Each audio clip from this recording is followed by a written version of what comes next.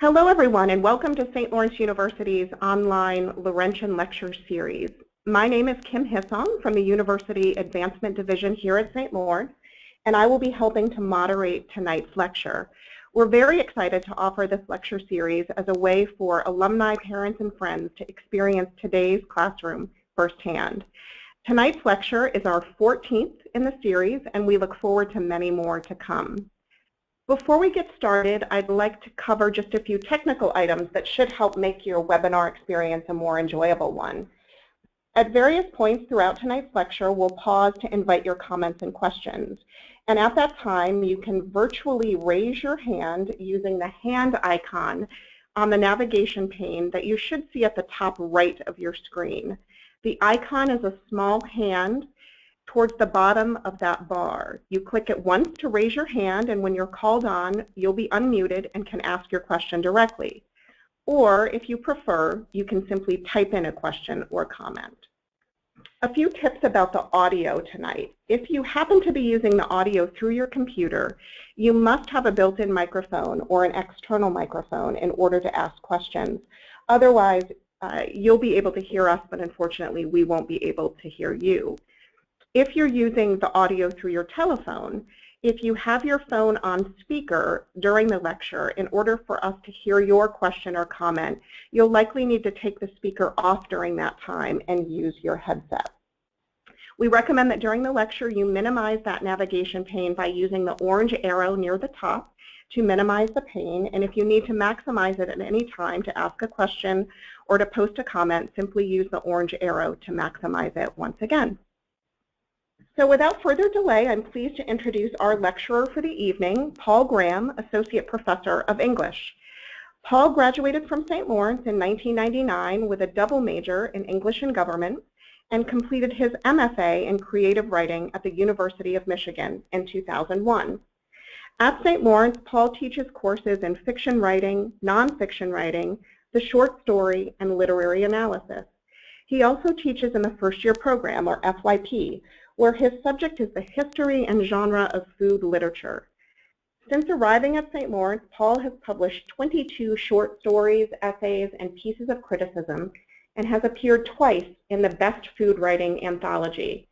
In 2012, Kitsune Books published his short story collection, Crazy Season. The press has since closed. In June of 2016, Clarkson Potter, an imprint of Random House, will publish his book, In Memory of Bread, which is a hybrid of memoir, gastronomical writing, and natural history about the significance of bread throughout time as seen by someone who recently developed celiac disease. This would certainly count as an example of being in the wrong place at the right time. Paul counts himself as one of those lucky people who loves his job and loves where he does it. Tonight's lecture is entitled The Writing Life, a Guide for Aspiring Writers. So welcome, Paul. Thanks, Kim. I want to thank everybody for tuning in, for expressing interest in this webinar. I'm going to open, I think, with a welcome to my former students. I think I see about 50 of you, at least on the original list. There are too many to identify and give a shout out to individually, but it's a lot of fun to see you. And I want to welcome some names that are familiar because I believe I have their students in class, or I have family members whose students I have in class. It's good to see your names on the list. And I want to welcome those who I'm meeting, as it were, for the first time. This talk has a dedication, and it's really inspired by all of the students that I've worked with in my 10 years so far at St. Lawrence who have at some point in time reached out to me individually to ask for advice in becoming writers. Maybe they majored in English, maybe they majored in history or something else, and they took a class with me, but they never really lost the urge to write. And they wanted to pick it up, wanted advice, wanted to know how to fit it into their lives, and how to publish.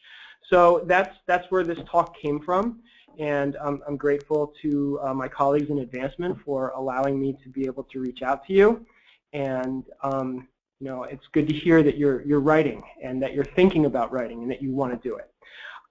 And I think that what motivated me really to start this talk is my belief that the world does in fact need more writers. I've started with 3 epigraphs for this talk, 2 by Flannery O'Connor because she's just so quotable, and I couldn't make my decision between the 2.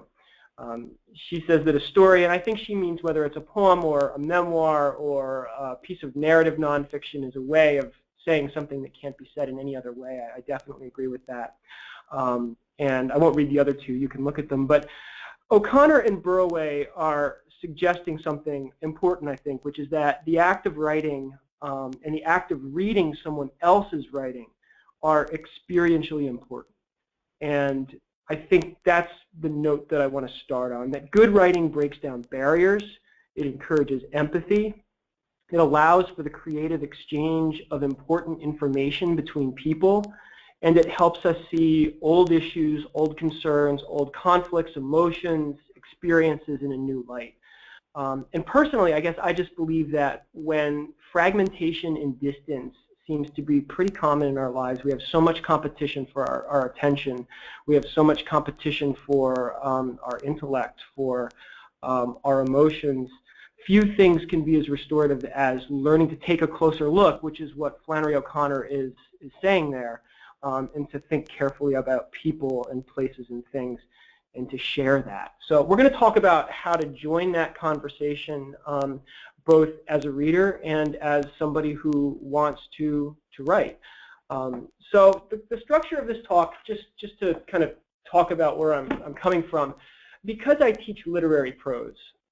That's what I do. I teach fiction writing, literary nonfiction writing. I'm going to be privileging literary prose over genre or formula fiction. But I guess what I would say is that anybody who wants to write fantasy or science fiction or westerns or anything like that, you can apply this. Okay, so I'm going to be coming at it with largely literary references, but if Tolkien's your bag, or if you want to be the next J.K. Rowling, I think that there's something here for you. And I'm kind of moving progressively. I think the thing everybody wants to know is, how do I see my name in print? I look at that as the end of a pretty long journey. And I'm going to begin with what I think are the most important features of what writers do, how they live, and then move into the actual process and strategies for getting writing done if you've got like a 9-to-5 or a 9-to-9 or something like that. And I guess what I want to say is, as a disclaimer, is that mine is not the only way to do this. It's not the only way to write. It's not the only way to become a writer. But these are strategies that have worked for me, and you know, I have a lot of competition for my time with grading and advising and the things that I do, and these are the things that I use to get the pages down myself, and there are some of the ones that I teach too. So if you graduated like in the last, I don't know, 2-3 years, some of this is going to be familiar. I think you probably knew that though when you logged in. So that's what we're going to do. We're going to cover the habits. So let's just start with how you orient yourself toward your material. This question of what do you write about? I'm going to tell you a story about my experience in graduate school at the University of Michigan. I was privileged there to study with some great writers, and because the group is kind of tight, there's only about 10 of you or 12 of you, you tend to spend a lot of time together. So one night we all went over to our professor's house. I can even name the professor. It's Eileen Pollack, a wonderful writer of fiction, nonfiction, and she has a novel out. And she cooked us dinner. It was November. You know, there was wine. I think there were sleepy dogs and a fire in the fireplace. And you know, she got us all like filled with pasta and soporific. And then she lowered the boom on us when the time came to actually talk about the manuscripts, because she just crinkled them up in her hands. And she looked around the room, glared at each one of us, and said, "You guys are doing it all wrong. You're writing about things you can write about, not things that you have to write about." And I can tell. And that was all she said all night. After that, we went home. We couldn't believe it. And then like 2 weeks later, Lynn Sharon Schwartz, who's a New York writer and a novelist and a short story writer, and is a little, I mean, she's very good. She's a little crusty when we were working with her. She was very no-nonsense. She just looked at us across the table and said, you know, it's like you're all very technically proficient, but you have nothing to say. And I thought that that was really interesting. And I guess what I want to communicate is that I went to graduate school here, and these are the two things that I remember. These are the two things that I absolutely remember about this experience, these two pieces of advice. So what were they saying? They were saying that readers respond to urgency. Readers respond to heat. Readers respond to the sense that you are saying something that you have to say, that you're describing something that you have to describe. You're telling a story that really matters to you. The great Russian writer Chekhov says that writers should be like the ghost of Hamlet's father, who did not come to disturb people for no good reason. And I think that that's a really interesting way of thinking about it too. So these are absolutely, I think, the starting point for any writers. And you know, my students who are from the last couple of years can probably remember me saying in class, I can hear the moment when you figure out what you want to say. Like, I can literally hear it on the page. The prose just gets better, it gets more intimate, it gets maybe a little bit riskier, a little bit more intense, but there's no substitution for it. So there's that. I think the other thing that you need to do is strive to write the work that you love to read. Why? Because it's more fun that way. It increases your chances of success. But also because, in fact, if you've been reading, I don't know, sports narratives, or if you've been reading about running, or if you've been reading like I have about cooking, although I discovered this pretty late on in my career, it turns out that you've been studying this material for a long time without realizing it. And to return to another one of my favorite quotes, this is Annie Dillard saying that you should read for pleasure. If you like Tolstoy, read Tolstoy. If you like Dostoevsky, read Dostoevsky. Push it a little, but don't read something totally alien to your nature and then say, I'll never be able to write like that. Of course you won't. Read books that you'd like to write. If you want to write literature, read literature. Write books you'd like to read. And I love this part of it. Follow your own weirdness. Be yourself on the page. That's all you can be. That's all you can be. It's all that's in your capacity to be.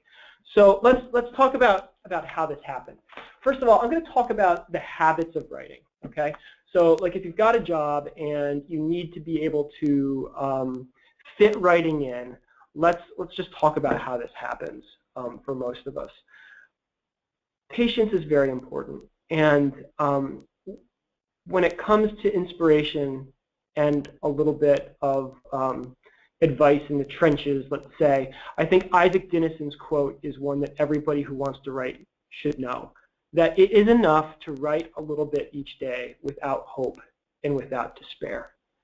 And what I love about that is that it's kind of taking on this idea that the first thing that anyone needs to realize is that the pages are not going to come of their own accord. At least not at first. You know, some days are going to be fantastic. You'll be a veritable geyser when you sit down to write.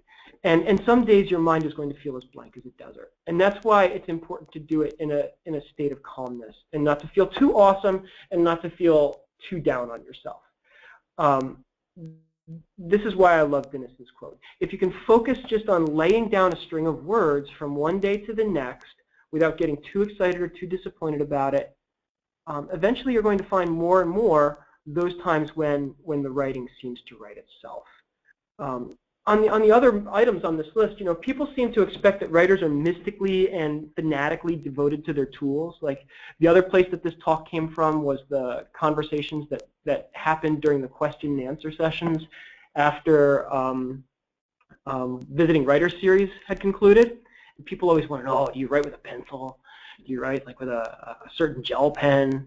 Like do you write on the computer? And you know, I suppose some writers are fanatically devoted to their tools, but I'm an advocate of making use of whatever time and place presents itself. I believe that there's never going to be a perfect den or studio or notebook or pen, so if you're looking for the specific gear that you want, just, you know, go with what you have. I wrote part of my book at the kitchen table, making sure that a puppy wouldn't eat all the furniture in the house. I wrote part of that same book at the dining room coffee table. I wrote part of it in my study upstairs. I wrote some of it on the deck in the backyard. I wrote a whole chapter in a Starbucks in Burlington. So, I mean, the point is that, you know, it's what you do, not necessarily what you use to do it. I do think, though, that Dubus's quote is interesting, that the first talent that a writer needs is the talent of going into the room. And what he literally means is walking into your room, shutting the door, and writing for an hour or two. That's what he's talking about. It's not anything anything other than what it seems to be. So in the early stages of writing, let's talk about what we're not thinking about. All right, you're not thinking about the final draft. You're not thinking about publication. You're not thinking about sounding like Faulkner or John Krakauer or Jodi Picoult or anybody else that you love to read, and you're certainly not thinking of making a killing. It's just shouldn't be on your mind. What should you be thinking about? Well, I think that in the early stages, the most important thing to keep in mind is that this is a process, and it's a long one, and it's highly intuitive. And that's what your goal should be. Your goal should be to coax yourself into that state of self-induced hypnosis, and that's really what it is, where you're focused only on the words that you're writing. And your choices, the decisions that you make, you'll soon start to make without even realizing that you're doing it. E.L. Doctorow, the famous writer who passed away this summer, said that writing is like driving an unfamiliar road at night. You can only see as far as your headlamps will illuminate, but somehow, by keeping steady pressure on the gas and keeping alert, you reach your destination. But you only reach your destination if you make writing habitual. And this next slide with the guy running might induce panic to those who don't like exercise, but stay with me here, okay? I want to draw a metaphor from running, because not too long ago I took up running seriously, seriously enough to invest in a fancy GPS watch and a heart rate monitor. And what I went through learning to run is very much like what a beginning writer goes through when they learn how to write, or what an amateur goes through when this person really tries to turn up the gas and write even more. The parallel is pretty simple, okay? Just like you wouldn't go out, like I didn't go out, and try to run a half marathon or even maybe a 5K, you're going to frustrate yourself if you sit down and decide that you're going to write for 2 or 3 or 4 hours at a time, or if you're going to write a whole book, okay? You'll burn out fast, and whether it's running or writing, I think you'll burn out fast, and you won't have any fun, which is part of the point of both of those things. And I guess what I'm saying is I'm a professional writer, but I know something of what it is to start out from scratch and to ask something new of your life. And I think that's like, I'm starting here because if you really want to, you know, try to get yourself published, you want to commit those memories to the paper, there's stories that you want to tell, you have to realize that that's what you're doing. You're asking yourself to add something new into your life. And it's going to cost you something. It's going to take up a space. You're going to have to reckon with it a little bit. I clicked into running pretty quickly, but I think I was able to do it because I had already learned how to write. For instance, okay, and here's more of the metaphor. I didn't keep track of the distance I was running at first. I didn't keep track of my time. I didn't take any music with me. I didn't run with my dog. It was just me in the road for as long as I felt up for it, honestly. And that's the way it should be when you sit down to write. It should be you and the page for as long as you can do it regularly, every day, every other day, 4 days a week maybe. Gradually what you do is you build up your stamina. And I just had this blind faith that eventually I would feel comfortable doing this thing that I hadn't done before, right? And that's what I'm trying to communicate, that you need that blind faith that someday this will feel normal. It will feel like a kind of corner of your life, right? And it will become part of who you are, as running became part of who I was. I had the advantage of starting out in somewhat decent shape, but that didn't mean that running was all that easier. And if you start out with the advantage of reading quite a bit, it doesn't necessarily mean that writing is going to be all that much easier, because you have to train yourself. You really do. You have to train yourself. You have to get the garbage out of your head. And I think that there are analogies to what happens or should happen at the desk. So here are some best practices for people who are just starting out. Find an hour a day. I think probably half an hour is too short. Most of us can't play around with 2 hours, 3 hours, but an hour is nice. Some writers swear by the same time each day. I don't think that's necessarily so important. I've always been able to snag the time as it comes up. But the point is that everybody who gets to call themselves a writer someday finds the time. Personally, I try to give my best hours of the day, my most alert to my writing. What that means for me is somewhere between the hours of 6 and 10. If you're a morning person or an insomniac, this could be a good thing, I guess. And as I've said before, it should cost you something. Everything does. These are some important things to focus on when you start to do this. Begin with short writing sessions. But even if you cannot write, sit in the room. Like even on days when I didn't run, I still walked, right? Still dragged myself home. Doodle, daydream, write the same word over and over. I'm not kidding. Like write the same word over and over again if that's what you have to do. But just keep your butt in the chair, all right? And it will click. It will. Eventually, what will happen is your stamina will improve. And this is an idea that comes from the poet Stuart Dybek, that there's a door, basically, to like our subconscious mind or our semi-conscious mind that writing opens up, and the door stays open if you stay with it. So that's what you want. That's the goal. Like when things start bubbling up throughout the day, and you take some notes, or probably the real sign is when you get cranky, or a little impatient when you don't have the chance to write. So this is what you're thinking about at first, all right? On inspiration, I should probably address inspiration. But it's a tricky term for me because it's not that I don't believe in inspiration, because I do. But I think Jack London had an inspiration right with his very martial metaphor there. It comes because you stalk it, and because you earn it, and because you're writing about things that matter. All those things that my graduate school instructors were trying to like instill in me about 15 years ago. Flaubert, the French romantic writer, said that writers should be regular in their habits like a petit bourgeois, so that they could be passionate and original in their work. Like you had to have a mundane life so that when you sat down at the desk, you could be wild and uncontrollable. I don't know whether I buy that, but I do believe that inspiration really is about coaxing yourself into a mood where you can be inspired. And I do feel that writer's block is actually largely connected to your habits. I don't get blocked very often, and I'm not bragging about that. It's just I think that I'm doing introspective homework all the time, and I spend a lot of time alone. I do. Writers do that. They brood, they dream, they wander about. I talk to my dogs. It's true. A lot of writers I know do these kinds of things. So, all right, we're going to talk about, well, we've been writing. Some would call it drabbling or spilling. Are we thinking about seeing our names in print yet? No, not even close. Anybody know the country song, "Everybody wants to get to heaven, but no one wants to die"? Sometimes writing can be like that, right? Everybody wants to be read, but nobody wants to really write. So let's talk about transitioning into, actually, first I want to do this. I do want to say this, that your brain is connected to the rest of your body. I'm a sound believer in this. I think that Richard Wright raises a really interesting point in his memoir about growing up in poverty, Black Boy. He noted that once he could afford to eat better food, his stamina for writing and reading improved, and that was when writing took off for him.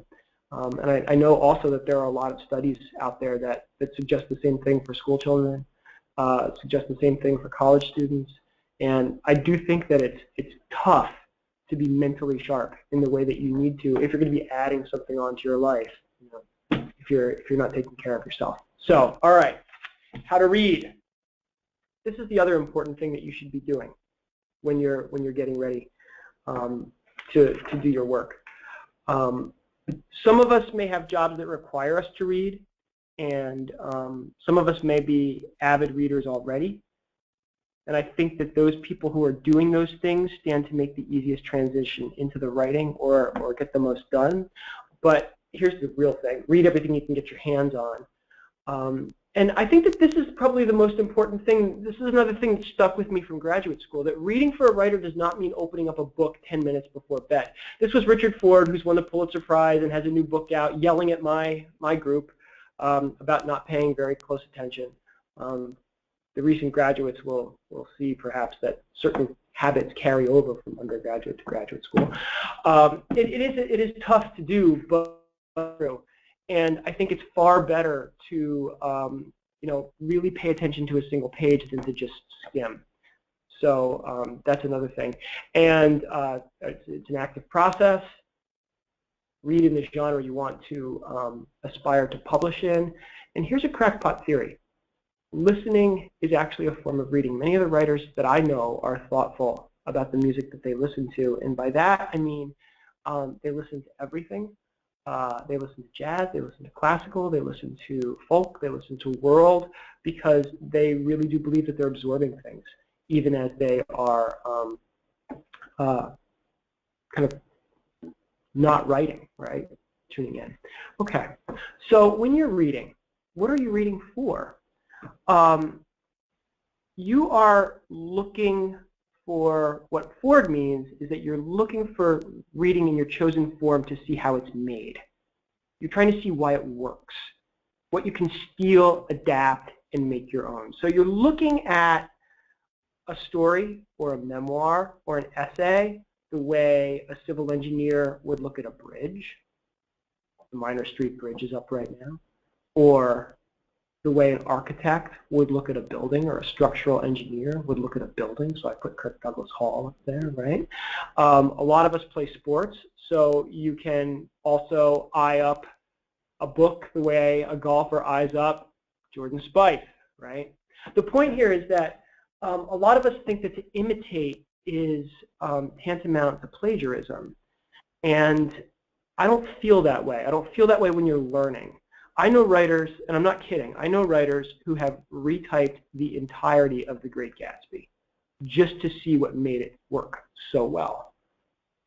And that, that's taking something apart, right, to see how it's built. And that's what reading like a writer means.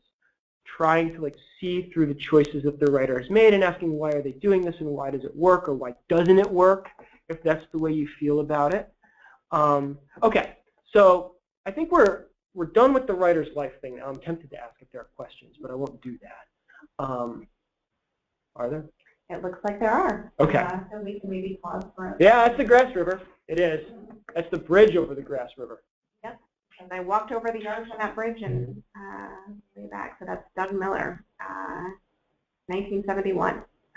So that was just a comment from Doug. Let's just see if we've got anybody with the hands raised. Again, just a reminder that if you have a question or comment, you can do that in two ways. You can either type in your question or comment, or you can use the hand icon to raise your hand, and then we would actually unmute you and have you ask a question. So it looks like Florian Gotti has a comment or question. Florian, go ahead. Florian, did you have a comment? Yeah, sorry, I didn't mean to have the hand up. I was still there. Okay, that's okay. No worries. I'll carry on. We can try one more person. It looks like Lisa Seisland might have a question or a comment. Lisa? Lisa, did you have a comment or a question? No, I didn't press it. All right, I'll carry on. How about that? I'll carry on and I'll focus on the things that I think people really are trying to figure out now, which is how you orient yourself to your work, how you write, all right? I've talked about the habit of mind. I've talked about why you need to do it every day, why it's good to read, why it's good to go through it, even if you are trying to simply write the same word over and over and over again. Let's talk about the actual process at the desk, okay? How to actually write it. And this is my disclaimer. Everybody works differently. You have to find the route that works for you. But I have noticed that some routes are better at avoiding stress, writer's block, anxiety, and allow stories to bubble up a little bit more organically rather than taking the thing by the horns, so to speak, and making it do your bidding. So what I want to talk about is something that I call the crash draft. It's something that I've begun teaching recently. Why do I call it the crash draft? It's not as in crash and burn. It is as in, think about somebody crashing, breaking trail, crashing through the woods, trying to get from one side to the other side where there's a clearing. That's what I mean when I talk about the crash draft. And this is the way that I started writing years ago. It's the way that I try to teach, even though the schedule of the semester often makes it hard. So I'll tell you a little bit about the way that it works. I am a really big fan of writing only loose disconnected scenes or loose disconnected memories, or if nonfiction is your approach, loose disconnected sections of research, whatever it is you're working on. Poets might be working a little bit differently. I'm not a poet. I think poets tend to see things a little bit more holistically out of the gate. At least that's what people have told me. But the point is that at first, you're not worried about structure. You're not worried about chronology or sequence. You are, in the words of what I say to my workshops, you are just making pages toward. That's all you're doing. You're sitting down for an hour in your appointed place, and you are working on whatever you want to work on, whatever comes to mind that day. You jump around in the structure, the point of view, the chronology, and the important thing is that there are no rules. You're just filling the pages with all kinds of things that might end up in the story someday. I like a goal of 500 to 1,000 words a day, maybe every day, because that's 2,500 words a week, conservatively a short story. That's 10,000 words in a month, which is a novella. That is 120,000 words in a year, if you stick with it, which is a novel, albeit a rough one, okay? But, if you think about the average novel clocking in at somewhere between 60 and 80,000 words, this is an effective way to get something in rough, in a hurry. And that's the important thing. You're not revising. You're not looking back. You're just crashing ahead, which basically means you cannot get stuck. It's a good way to build confidence. It's a good way to get a sense for the way things are shaping up. I'll get a little personal here, and I'll say that this is how I wrote the first draft and the second draft and the third draft of the book that I'm publishing next June. Basically, I engaged in every writer's, well, what is it? It's their biggest wish and their biggest fear. I signed a contract and had to get 80 to 100,000 words of solid narrative nonfiction in 10 months. So that's about 10,000 words a month, right? And it was not just memoir. I mean, it's a hybrid. So it's research and culinary writing and literary criticism.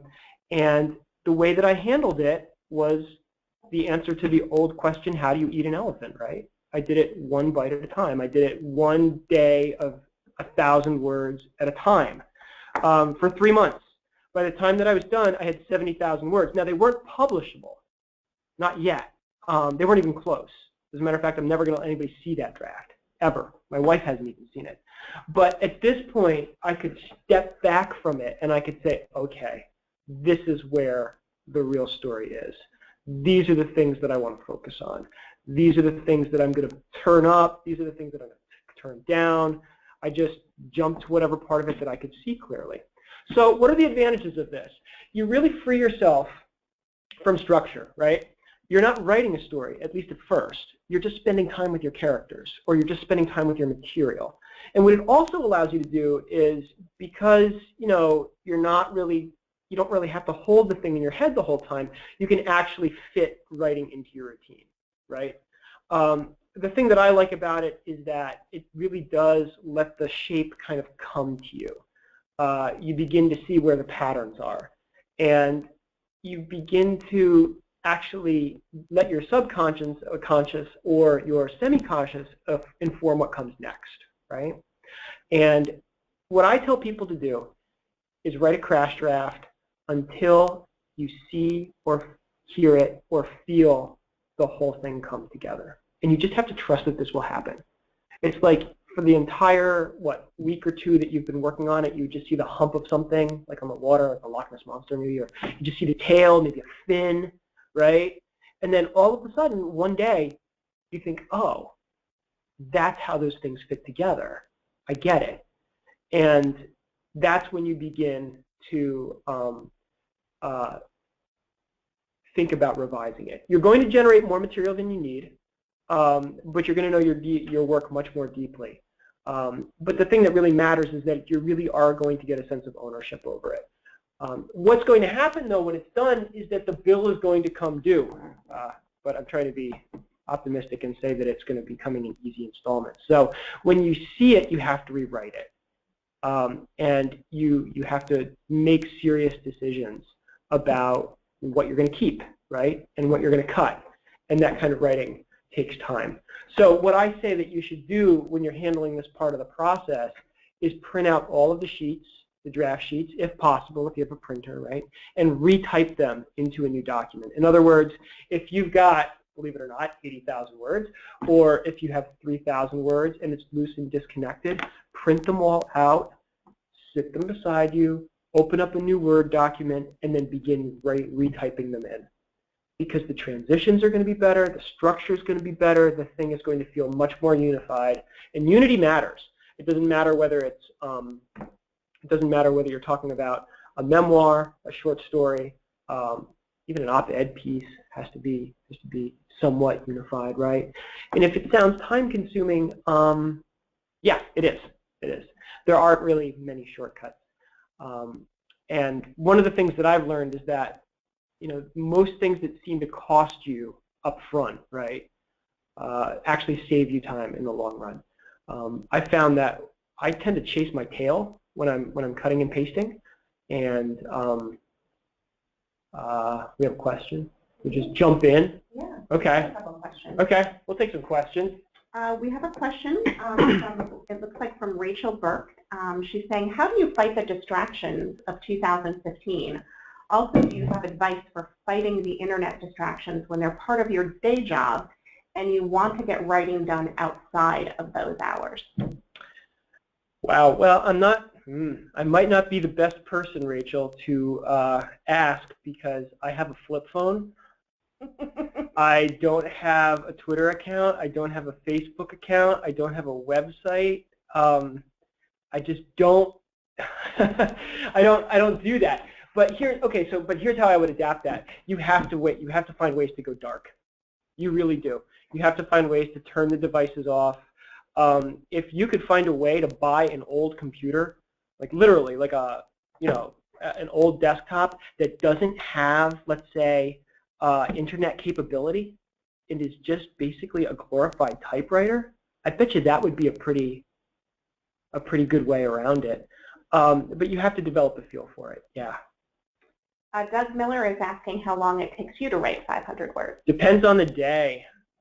When I was writing the draft of this book, and I only had 500 to 1,000 words a day, there were days where I literally wrote the same word over a couple of times just to make sure that I got to 500. Like I would get to 490, and then I would just rewrite the last word for a couple of times. It sounds like it's a cheat, and it is a cheat, but psychologically for me it was important. I would say that if I'm seeing it and hearing it clearly, I can knock down 500 words in 20 minutes now. If I'm fighting myself, it might take me closer to an hour. That's why I prescribe a range. That's why I say, decide what works for you. If it's 250 to 500, okay. If it's 500 to 750, it's okay. But you really do want like some kind of a benchmark that you can hit. If for no other reason, then you can actually get up from the desk and say, okay, I did a good job today. Time for a glass of wine or something like that. I don't know. Oh, we've got another question here. This one's from Florian, and Florian's saying, when you're building these fragments in 500 to 1,000 words, do you keep them grouped together? Oh, good question. Or are there separate documents for each? Okay. And if they're related, you said it's a good way to not get stuck. How do you piece it together at the end? Okay, well, that's a little bit what we're talking about right now. I keep it all in one document so that I can see it evolve over time.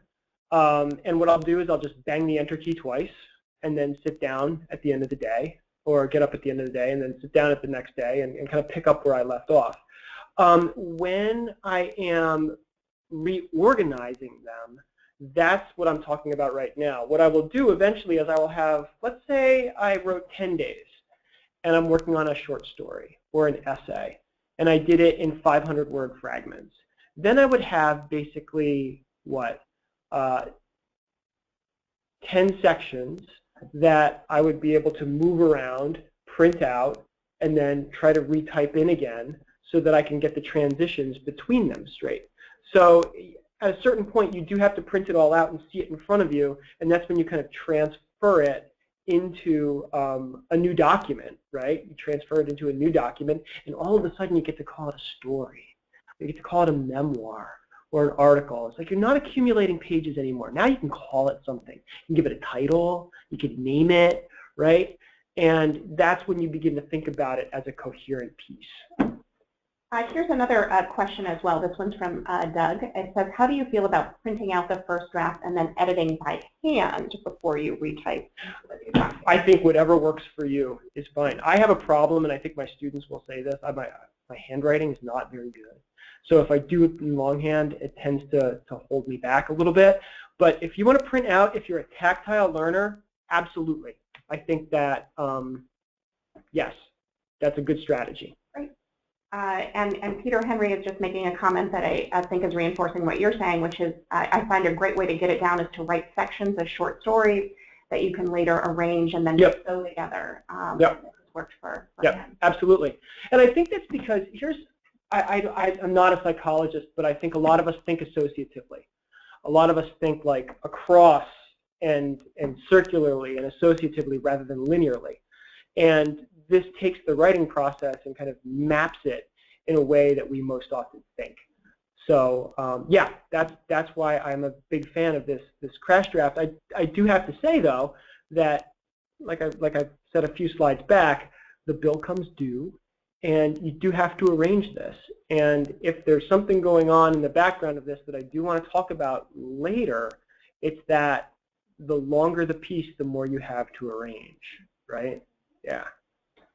Here's another one that says, can you write by recording verbal thoughts rather than using pen and paper or computer, rather than at a desk, recording thoughts and words on a walk, and do you work on an outline in crash draft? And so when? No, I don't work on an outline when I'm making a crash draft because the crash draft really is the outline. It's a constantly evolving outline because you have to remember the way that I do it is I'm just kind of always branching off of the ideas that I have about the story that day, right? So maybe at the end I have an outline, but I'm not working off of one like that. I tend not to record myself because I'm far more articulate on paper than I am when I'm just talking. So I've never found that useful. I know people use it. I know people like keep notes that way, but I've never done that. I also just love, gosh, I just love the feeling of sitting down and writing. I really do. I love the feel of the keyboard. I love, you know, the way that the hours just kind of go away if I'm doing it right. So that's why I don't work verbally like that. Here's a comment in question from Samantha who's saying, have you heard of Scrivener or Scrivener? It's a writer's best friend. It's a software that allows you to write in this crash draft way and then pull it together. I have not heard of that. I guess it just confirms my suspicions that this is a good way to write when you're first trying to pull things together. I haven't heard of it, but then again, I'm also the guy with the flip phone. And maybe we'll take one more and then we'll keep going. So this is one that says, what tips would you give to a writer to stay motivated, especially when writing without a specific end game in mind, like a publication? That's a great question. I think that if you are working on, I'll go back to where I started this talk, that if you are writing about something that you really care about, if you're writing about a subject or a character or a place, or, you know, maybe for me, a meal that I really, really am feeling at the time, that I'm into, that becomes the motivation. Most writers that I know who have kind of spent a little bit of time working do it because there is something deeply satisfying about getting it right. There's something deeply satisfying about describing something correctly, about capturing a moment, capturing a feeling, capturing a place, and I think that it has to become its own motivation. I'm also immoderately attracted to sentences. I just love working with language. I love moving things around. And I'll say this a little bit later, but when it comes time to do things like line editing, right, which is different from copy editing, and I'll say a little while, so I'll say why a little bit later, but if you love rearranging sentences, and if you love editing yourself, and if you're going around editing, I don't know, sportscasters or you know, copy on billboards or that sort of thing, you have the bug. It's just a matter of, you know, like spending the time to put the story with the language. So, all right, I think Hemingway's got the last word on this, which is that all good writing is rewriting. The next slide here has some of the books, by the way, that are on my bedside table right now. Chekhov's always there. But I want to talk about choosing a form because we haven't really talked about this yet. When you're first trying to, well, we have, in as much as we've been drawing out the running metaphor, but when you're trying to find a form to work in, right? Chekhov has some very sound advice here. Chekhov says that early on in a writer's career, it is best to write very short stories or very short memoirs so that you can get in and out of them quickly, develop a sense of confidence, develop a sense of who you are as a writer, get stuck and unstuck fast, and kind of accumulate your experience, accumulate your skills. So when you're first starting out, I would highly suggest working in short form, not long form. I know everybody wants to write a novel. I want to write a novel. I know that that's like the holy grail for a lot of writers. But the short forms, whether it be memoir, article, story, they make excellent proving grounds for your own work. Okay. So, is it time to start thinking about publication now? No, it's not. Not fame, not fortune, not groupies, none of that. You're still focused on developing that draft into something that other people can see.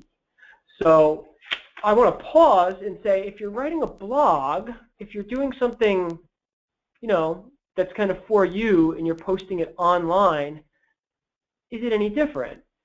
And I guess I would say that the process and the value, the process and the time that you put into your work really does still matter. One of the books that I'm reading right now, Skyfaring, which is about being a pilot actually, was written by a commercial pilot in between his trips as a blog, and book deals do come out of good blogs. Julie and Julia is one. So you know what you want to do if you're working on a blog, which I think is a really good way to actually get your thoughts out there, because you can get immediate feedback and people will see it and you can self-publish, right? I think you still want to spend time on it and think about some of these things that we've been talking about, because you slow down when you read a good blog, right? And nobody does that for a poorly written one, or one where the language is imprecise and the thinking is incomplete. If you're blogging on current events or writing on current events, that's different. Adam Gopnik was here last month for the Visiting Writers Series. Tremendously entertaining and smart man. And he, of course, writes for The New Yorker and also writes for their online platform. And you know, he was talking with us about the stress of actually getting something, you know, to print in 4 or 5 hours. You know, but he's also a professional. And journalists, you know, they train how to do this. They learn how to do this. If you're blogging on current events and it needs to be hot, then you have to put it up there, right? But if you're self-publishing on a blog, I would still urge you to think about some of these things. This is just like a fun aside. I can think of 2 books that were written in one draft if you're looking for inspiration. Ray Bradbury apparently wrote Fahrenheit 451 in 2 weeks in the Berkeley College library. He went in there and didn't come out until it was done. And this is probably apocryphal, but William Faulkner apparently wrote As I Lay Dying in one draft on an upturned wheelbarrow in front of his house when he came home from the insurance agency at night. And I guess the point that I'm trying to say here is that even for professional writers, there is a long, long trail. And if I were going to make an arbitrary recommendation for how many drafts you should take your work through, I would say that 4 or 5 substantially changed drafts is probably pretty good. Stephanie Vaughn, the writer of short stories, contemporary writer of short stories, says that writers are professionals of dissatisfaction. I love that quote. I mean, what she basically means is that writers are never satisfied and that they're always asking themselves, is there a better way to do this, right? And there's a couple of places that you can look, actually, as a writer. Like, for instance, almost all openings, almost every opening in an early draft, like the first page or 2 pages, can be scrapped. Annie Dillard has a metaphor. She says that the opening is your runway.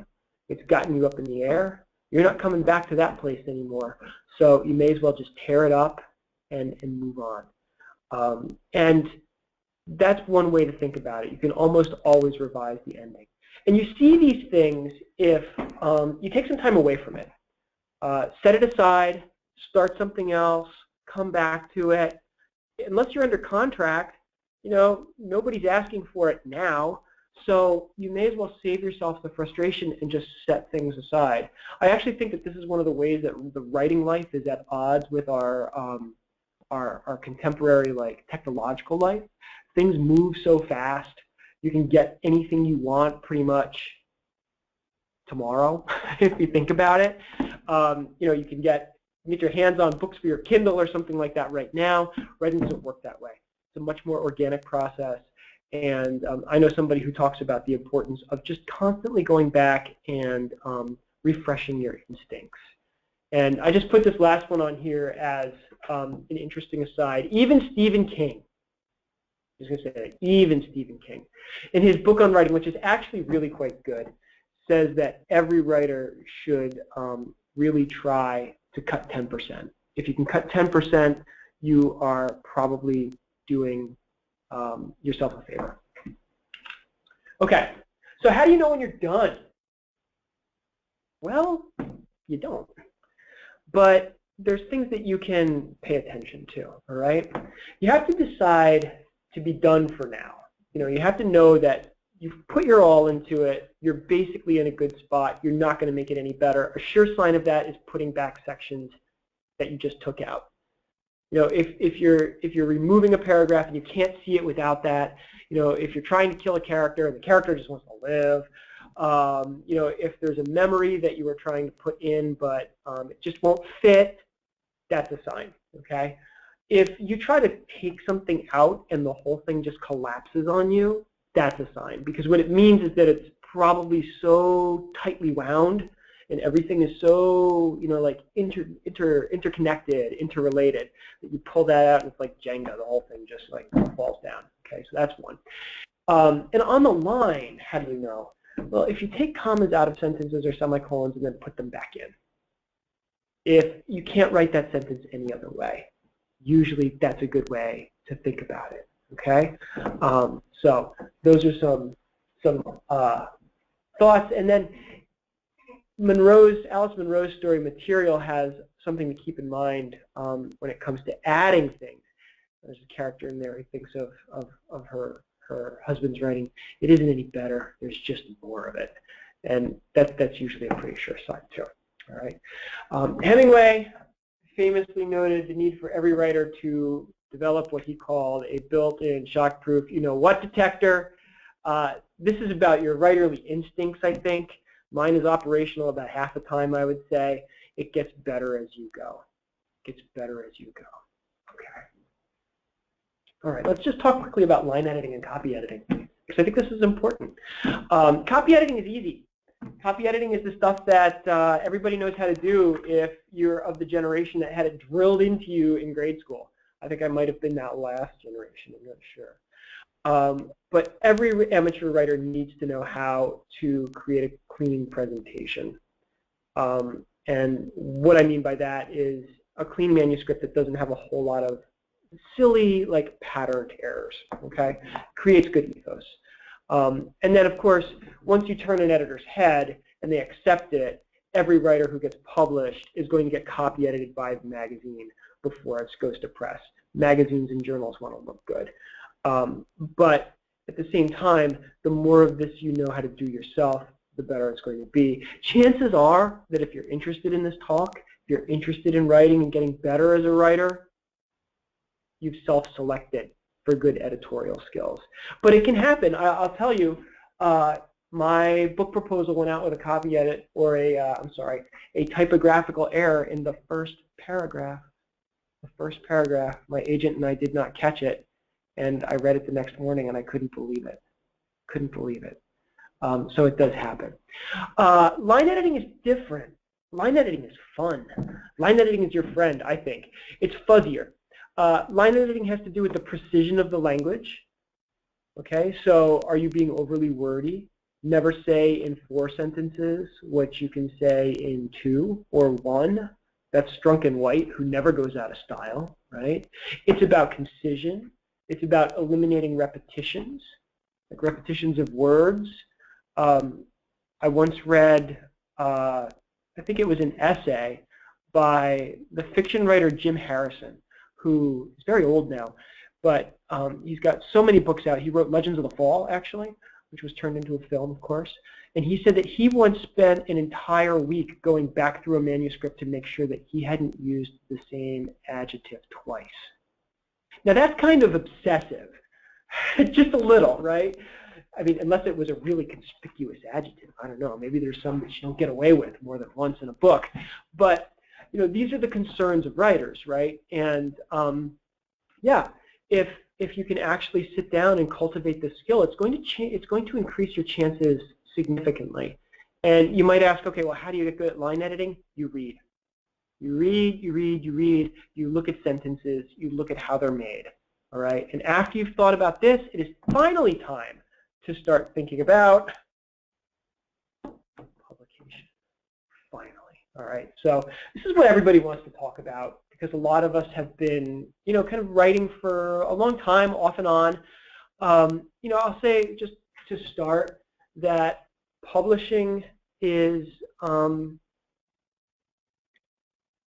it's a matter of working your way up the ladder. Perhaps the most damaging story about publishing you've never heard is about F. Scott Fitzgerald. He may have been making this up, and if so, then it's even worse. But apparently early in his career, in his marriage to Zelda, Zelda fell in love with a bracelet at a jewelry store that cost $150 that F. Scott Fitzgerald did not have. So what do you do if you're F. Scott Fitzgerald very early in your career? You write a story, right? And you send it off to the New Yorker. So he did that.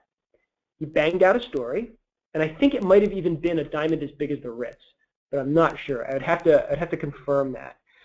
He sent it off to the New Yorker in a few weeks. He had an acceptance and a check for $150. I'm not kidding. So either he's like making things fit too perfectly, or it's just something that never happens. Never, okay? But, you know, very few writers do that. Very few writers storm the gates of the best publishers in the country. I don't know of many. Most of us have worked our ways up. So how do you do that? Well, a lot of us start with standard print literary small circulation and independent magazines. There are literally hundreds, maybe even thousands of these scattered across the country. They are labors of love. They really are. They're churned out by fellow writers who simply believe the same things that I believe when I was talking about where this talk came from, that people need to read more good literature, and more people need places to publish good literature. So that's probably the most viable option if you are writing short fiction or creative nonfiction or poetry or articles or criticism. And these also exist online. There are a lot of literary magazines and journals online, and I know that some of the people who are tuning into this talk tonight, because I saw the names, have published in these electronic online literary magazines. And the interesting thing is that, you know, at least writers of my generation, and this is probably true of anybody who graduated, I'm going to choose an arbitrary date, before 2000. Anybody before the millennials, really, maybe, wants to privilege print over electronic. I guess we feel that there's something a little bit more romantic about that, or we feel that there's something more authentic about it. You get to hold it in your hand, maybe, right? You can find a copy for your mom. I don't know. But that's just not true. There are a lot of really good literary magazines online. And there are also online components of good print magazines. The Paris Review is one of them. The Paris Review has an online component. So I tell people, to start looking online. And what I will say is that this is a whole lot easier than it was when I was trying to figure out how to publish 15 years ago. And anybody who's been doing this for a long time probably remembers the Writer's Market, which was like this phone book of places that published, and it published all the vital statistics about these magazines and when they read and what they read. And it was ghastly going through it because you hadn't seen them, you couldn't read them, you had to send away to get copies in the mail. And now it is so easy.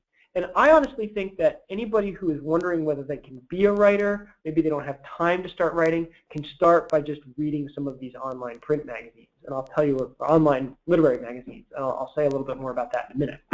So here's some ideas. When you're doing this, set reasonable goals, okay? Start with small publishers who will appreciate your work and get it to a small group of readers. That should be your initial goal. You shouldn't be thinking, okay, well, who else reads this? You shouldn't be thinking, who else has published here? You're just trying to break out, okay? Next, work your way up the ladder. What you're trying to do, basically, is over time, familiarize yourself enough with this market so that you know that, I don't know, one magazine in Spokane, Washington is just a little bit underneath a magazine that you've heard of in Chicago, so that when you write to the magazine in Chicago, you can say, I just recently published my work in this other magazine. That's what I mean by working up the ladder. You note your publications to editors. Editors read that when they read your cover letter, which I'm going to show you how to write. And then, you're able to turn their heads a little bit. So what you're trying to do is just develop a feel for how good you are. And this is like, this is a process where you're like working your way up through the minor leagues or organizing a good college search, right? You're trying to figure out, ballpark your level. And you can do that by reading the magazine's archive. Almost all of these magazines have archives online, all right? So I'm going to show you one place to look, okay? And it's this clearinghouse called newpages.com. It's probably going to take a second to load, and we'll see how it goes. All right, so this is newpages.com. This is my new favorite place for all of my students to look, okay? And I'll just direct your attention to a couple of things. Down in the center, there is literary magazines right there. You don't have to click it, but if you click on that, what you will get literally is a dictionary of literary magazines from A to Z. You click on these, and it immediately takes you to their web pages where you can read their writer's guidelines. You can read when they're getting submissions, when they're gathering submissions, and you can also read sample issues, all right? And here's what I tell people who are trying to do this to do.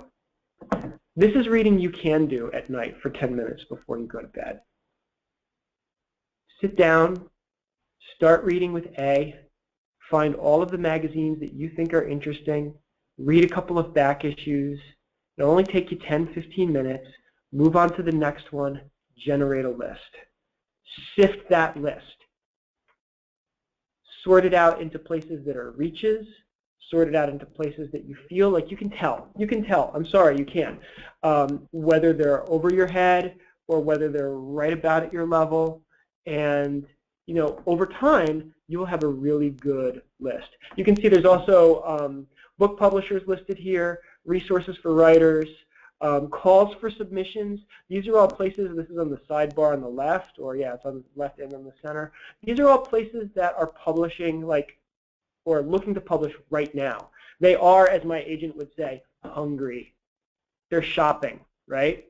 The other thing that I would also encourage anybody who's trying to break into print to do is, if you read that a literary magazine is launching or getting ready to launch its inaugural issue, get on board with that.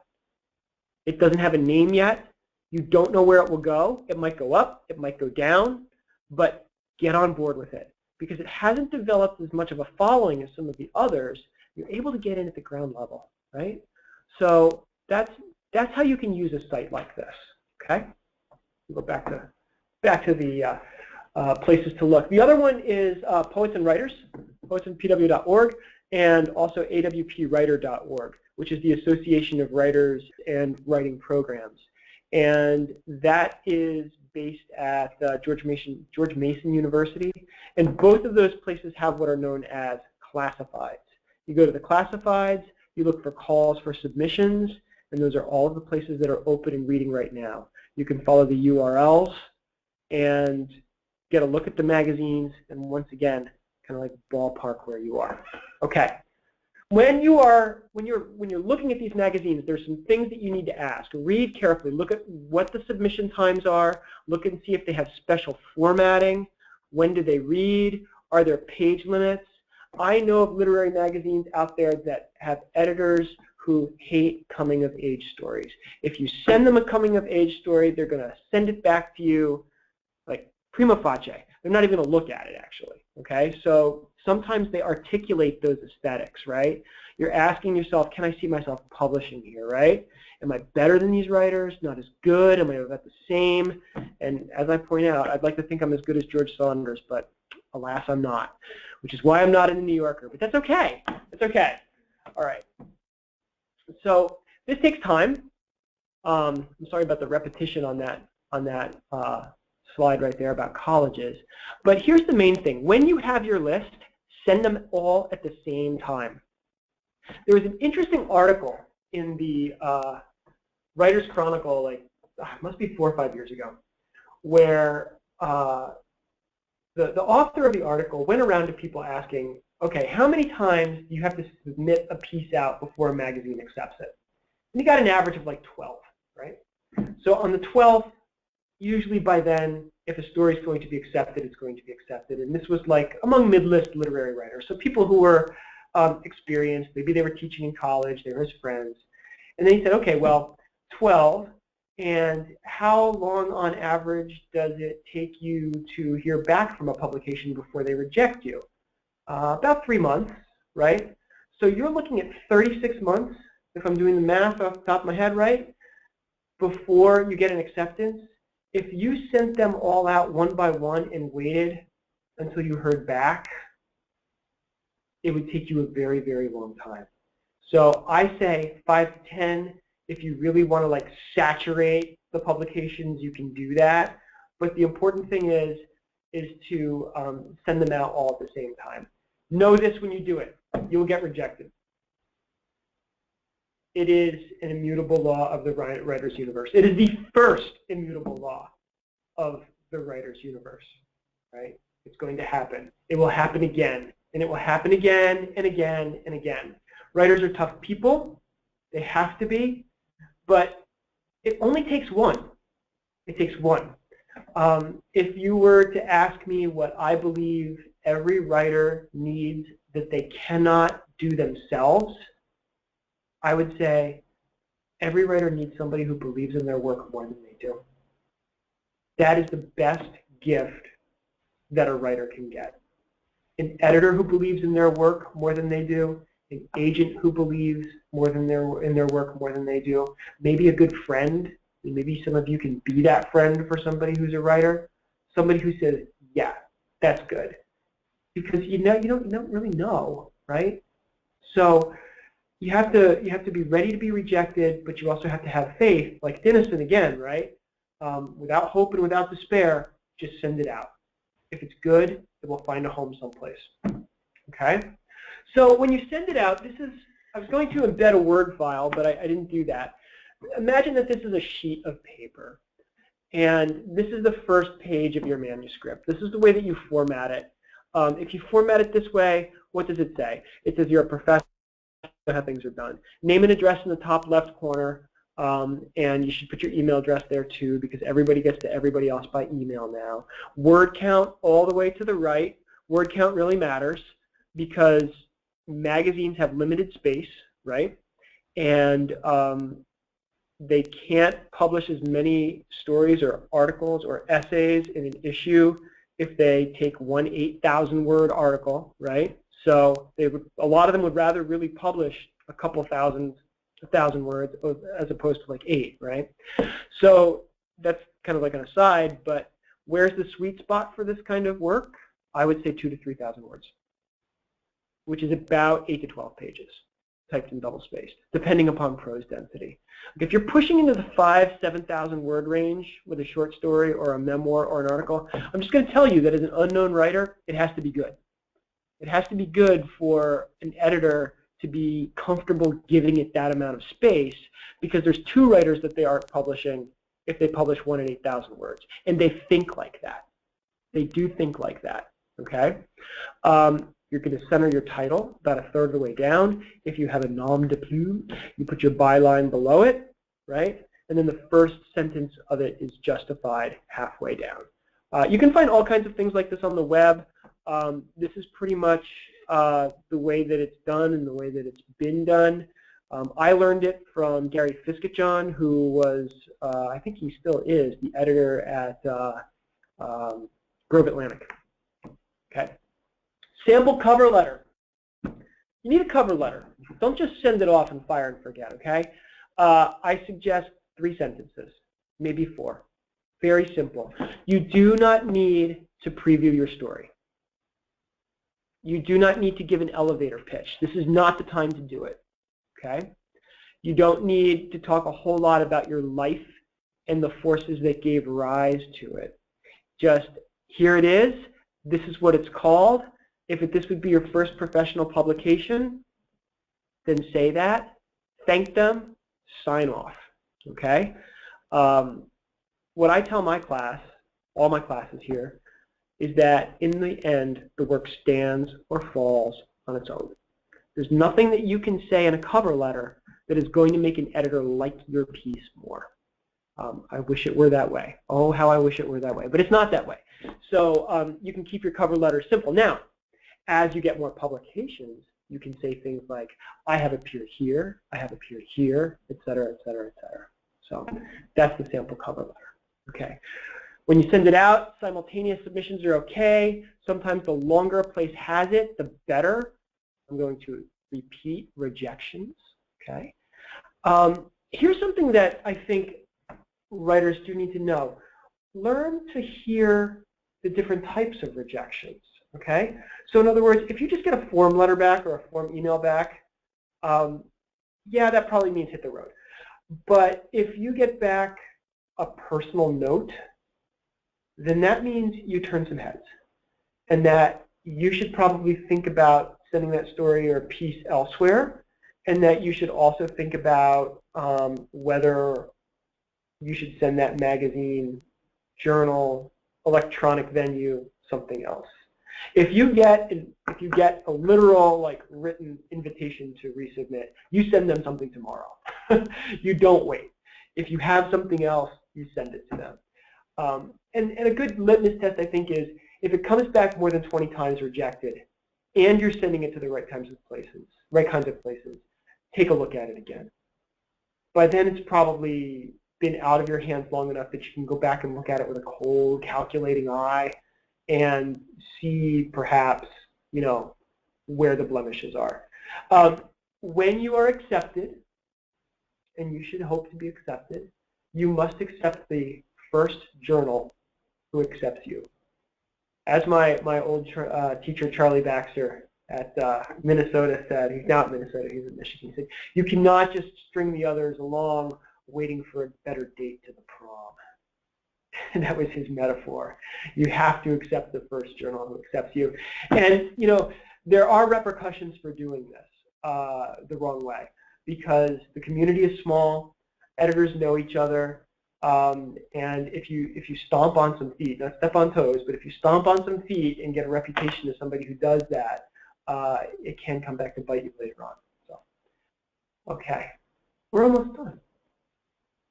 We're talking about small magazines here, right? We're talking about places where you might be read by 25, 50, 75 people at first, maybe, right? Eventually you work your way up to 250, 1,000, sort of thing. There's a moment in a story by Henry James that I really like, and it's about, the story is about a writer, an older writer, who is dying, and he's having, in one scene, he's having a conversation with his protege, and the writer who is dying is saying, "I didn't accomplish anything. Look at what came of this. I worked so hard, and nobody really read me." And the protege says, "To have made one person care, that is the real thing."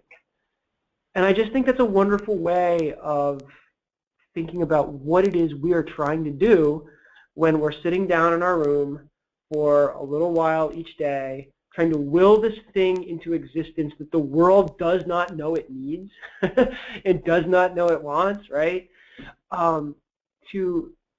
There's no way to know this. You just have to believe that somewhere somebody's going to come in contact with this, and they're going to think about something differently. They're going to see something differently. And that's what James is trying to communicate in that story, right? To have affected one person, even if it's only the editor who publishes it, right?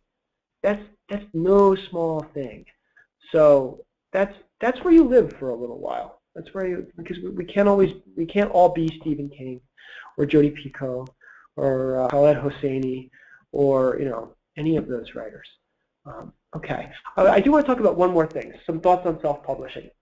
It's easier to do than it ever was, right? Self-publishing is possible through Amazon. It's possible through Ex Libris. It's possible through a number of places that will basically print your books on demand. I see nothing wrong with it, but I do think that if you are a very serious and committed writer, you should try to get someone to publish you on their dime first. That's my thought about that. If you've got a vision that you're committed to bringing out, and you must see it out there because it's that important to you, and you want to show it to family, and you want to show it to friends, and you're writing it, let's say, as a gift for somebody else, then self-publishing is a really good thing. But I tend to urge patience here. I tend to urge patience and the nurturing of your own talent for a little while to see if you can kind of get it out where other people will publish you. And that's why I've appended immediately after that these ways to grow as a writer. There are a lot of local writers groups. I know that some of my students have written to me asking, like, how do I find a community of writers? And I said, check with your local continuing ed classes, check with community colleges, check with bookstores if there are any bookstores in the area. Look at the cork boards in grocery stores and libraries and that kind of thing. And I'd be curious if any of those efforts on your part bear fruit. You should be reading on writing in the writing life. There is the option later on for conferences and also MFA programs if that's something you're interested in. But to do that, if you want to talk about those kinds of things like MFA programs, conferences, that's a serious commitment. And there are people who will take your money. So I'm going to say, yeah, contact me if you want to talk about that. Okay? So now I'll take questions because we've got a little while, right? Okay, so we'll take a look and see what other questions we have from folks. It looks like we have quite a few here, so just scroll down through and what do we have?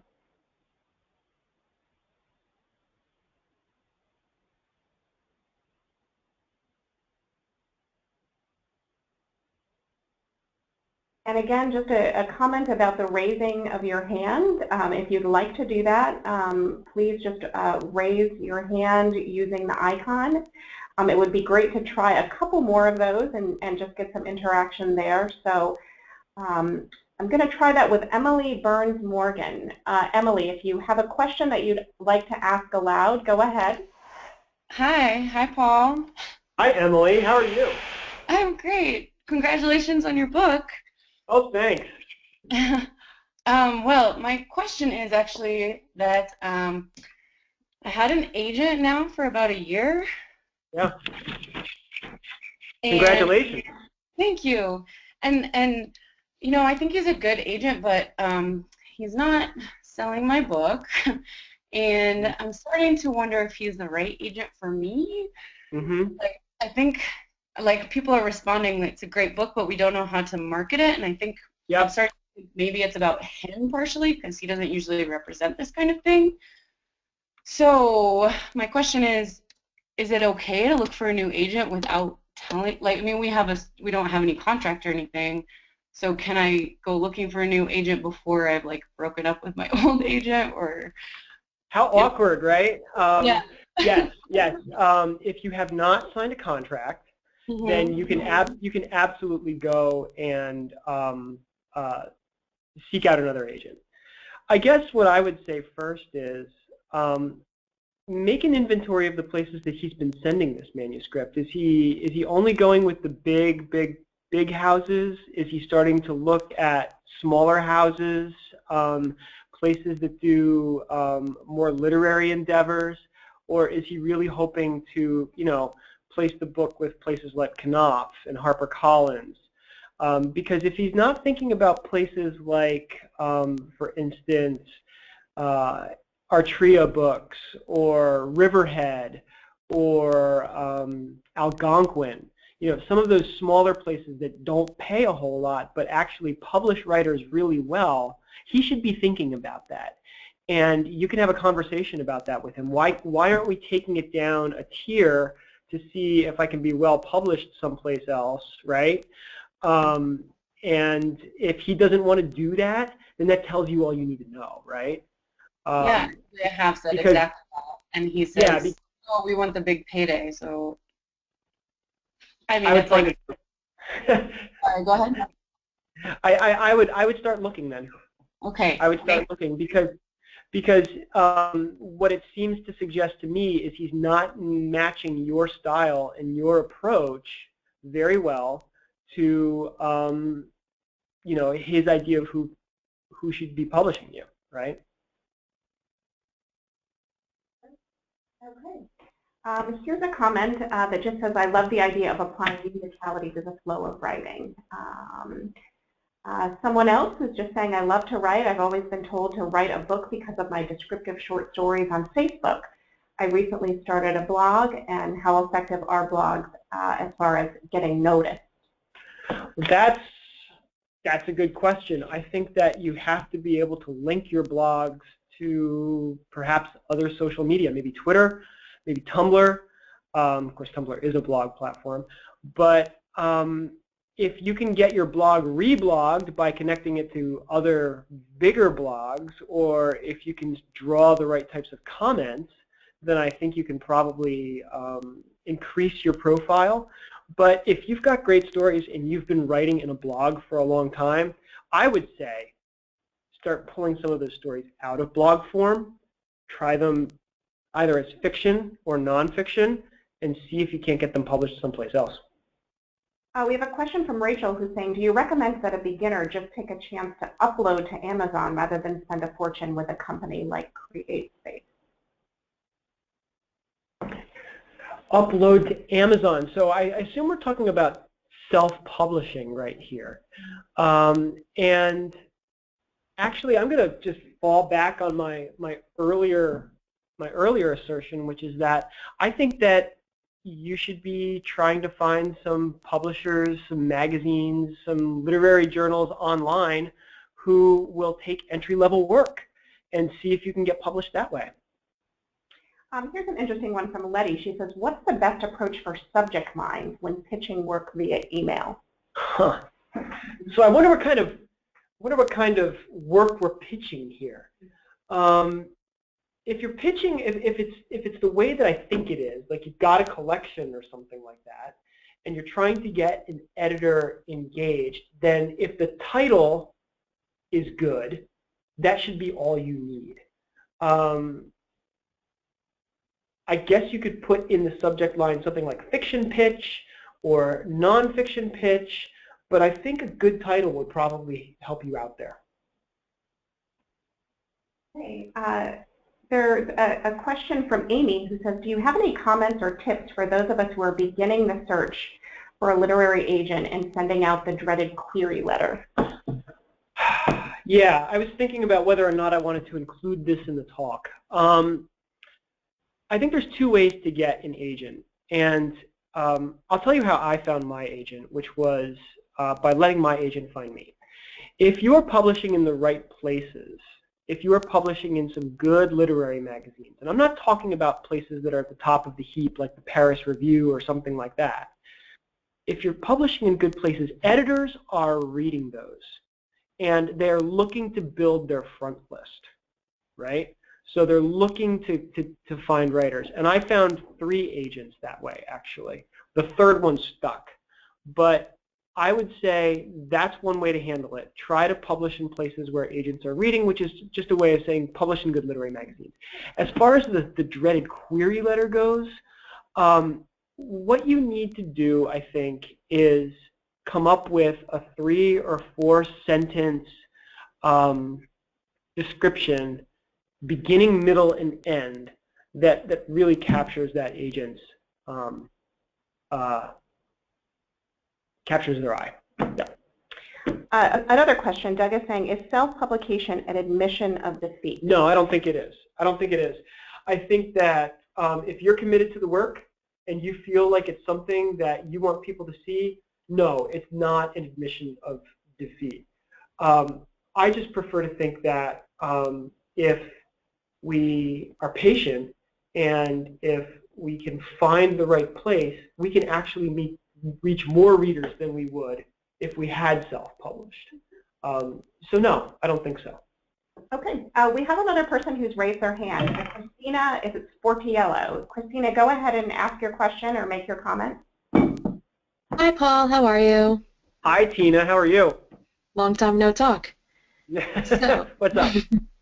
So one of my questions, I had 2, but I put one of them in the comment section. But anyway, one of my problems that I've been having recently is I want to tackle 2 genres at once. Yep. Currently, I'm reading science fiction because I want to try my hand at science fiction. Ironically, it started in one of your classes. But currently, in my head right now, I have an idea for a general fiction story. Is there any advice on how I should approach this, or should I just, pick one and run with it? I'm actually a fan of the pick one and run with it approach.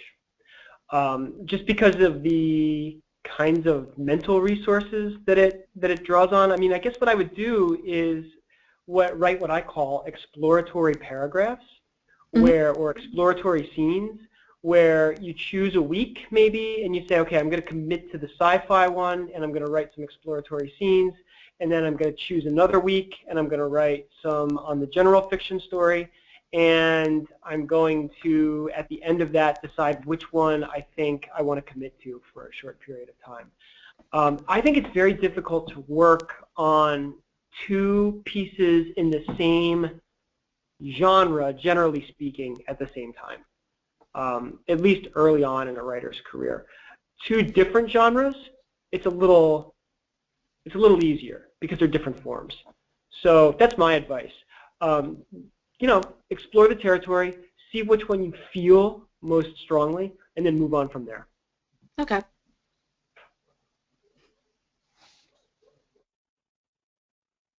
All right. It looks like we just have had a number of comments, people just saying how much they appreciated the lecture tonight, and wondering if you want to close with any final thoughts?